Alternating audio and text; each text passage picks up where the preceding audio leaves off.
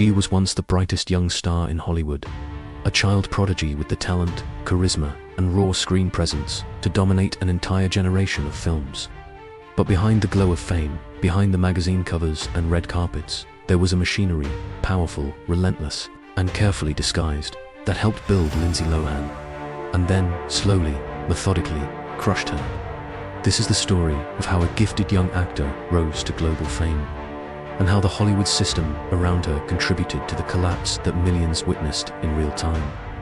Cold open, she was only 10 years old when the industry first discovered her. By 17, she was a global icon, and by 25, she had become the most infamous cautionary tale in modern Hollywood. For years, the headlines blamed her. But what if the real story was never as simple as reckless youth? What if something much bigger and much darker was pushing from the shadows? Because Lindsay Lohan wasn't just a star, she was an investment, a product, a brand built for profit in an industry that thrives on exploitation. And once the machine was done with her, it moved on. Background, origin. Lindsay D. Lohan was born in New York City in 1986 to a family that would become both her foundation and her greatest instability. She entered the entertainment world before she ever had a childhood. By age 3, she was a signed model for Ford. By 6, she was appearing in more than 60 commercials, a staggering number for a child still learning to read. But even this early success came with a hidden cost. She wasn't surrounded by industry veterans or stable managers. Her parents, Michael and Dina, were already fighting publicly.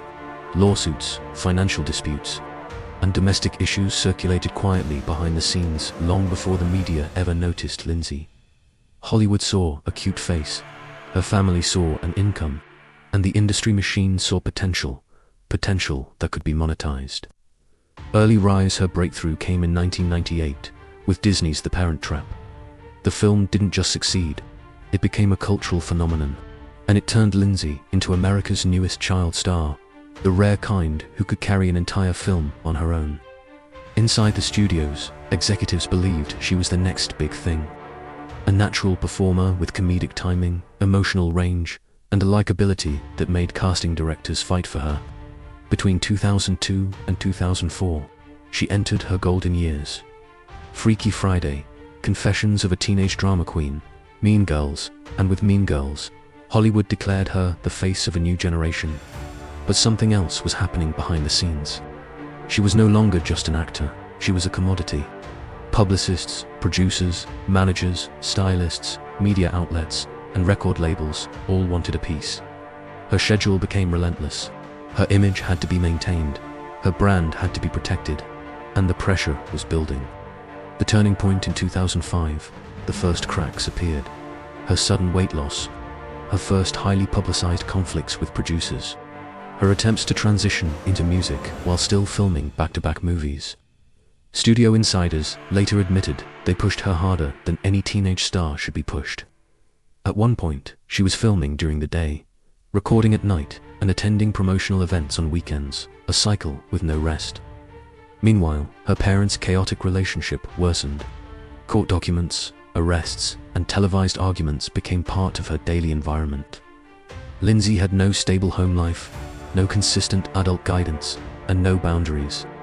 Hollywood saw her exhaustion, but instead of slowing down production schedules, executives doubled down. Why? Because Lindsay Lohan was becoming a billion-dollar asset, and in the industry, assets do not rest. Conflict downfall begins by 18. She was living alone in Los Angeles with unlimited access to money, clubs, and people who treated her like royalty. And like every young star the industry pushes too far, the collapse began quietly. The tabloids circled like vultures. The paparazzi followed her 24 hours a day. Every minor mistake became a breaking news headline. But what went largely unreported was the internal pressure. She began missing call times, skipping rehearsals, arriving late to shoots, not out of defiance, but out of exhaustion. Several directors later admitted she was working on fumes. In 2006, during filming of Georgia Rule, the studio issued a now infamous public letter calling her unprofessional. But privately, crew members claimed she was physically and mentally drained by the studio's demands. Meanwhile, the media built an entirely new industry around her downfall. Tabloid magazines, TMZ, celeb-focused talk shows, paparazzi agencies, earning thousands for every photo of her stumbling out of a car. The world was watching a young woman break and turning it into entertainment. But the deepest fractures were happening behind closed doors, in contract negotiations, production meetings, and boardrooms where her value was being recalculated. Lindsay Lohan was no longer the star studios wanted. She was becoming the liability they feared. Hidden behind the scenes forces, as her public image unraveled, the machinery behind her began shifting. Studios that once competed for her signature quietly stepped back. Insurance companies refused to cover her. Producers inserted morality clauses into contracts, clauses designed for stars considered too risky to hire. Leaked emails from that era reveal concerns centered not on her well-being, but on financial risk. Missed shooting days cost money. Public scandals scared investors. Unpredictability threatened entire productions. And yet, while the studios pulled away, the paparazzi ecosystem grew even stronger. Paparazzi agencies stationed cars outside her home. Nightclubs paid her just to appear because her presence guaranteed photographs, and photographs guaranteed press. Her breakdown had become a business model, but the strongest pressure came from the people closest to her. Family members gave public interviews. Private arguments became television segments. Personal struggles became internet fodder. She wasn't just exploited by Hollywood. She was consumed by it. Fallout plus consequences. By 2007, the situation reached a tipping point. Her DUI arrests, her rehab stints, her probation violations, her court appearances, televised, scrutinized, replayed endlessly. Each incident eroded the remaining trust studios once had in her. During production of I Know Who Killed Me, crew members reported chaotic filming conditions. Insurance concerns escalated. And after its release, her career reached its lowest point. Movie offers vanished. Record labels backed away. Brands removed her from campaigns. She had gone from Hollywood's next big star to industry warning example. In 2010 and again in 2011, probation violations led to jail time.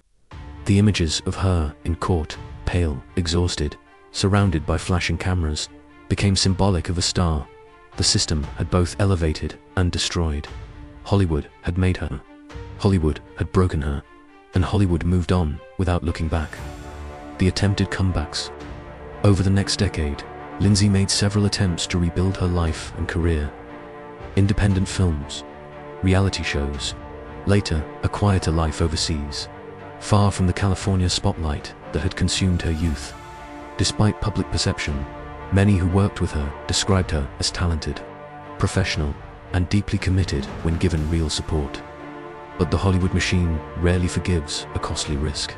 Her reputation, shaped by years of headlines, legal issues, and tabloid narratives, made it nearly impossible to regain the momentum she once had. What audiences saw as Lindsay's downfall was only part of the truth. Much of it was the result of a system that profits from young stars and abandons them when the profits dry up. A system, legacy, plus what it means today. Today, Lindsay Lohan's story is more than a tale of fame gone wrong. It's a case study in how Hollywood elevates children into commercial powerhouses long before they understand the cost. A system that rewards youth, beauty and talent, and punishes vulnerability, exhaustion, and humanity. Her rise showed what the industry can create. Her fall showed what it can destroy. And her legacy forces uncomfortable questions. How much responsibility does Hollywood bear for the destruction of its young stars? What protection exists for children thrust into global fame? And how many more will follow this same path? For many, Lindsay became a cautionary tale. But for the industry, she became something far more profitable. Proof that scandal sells better than success.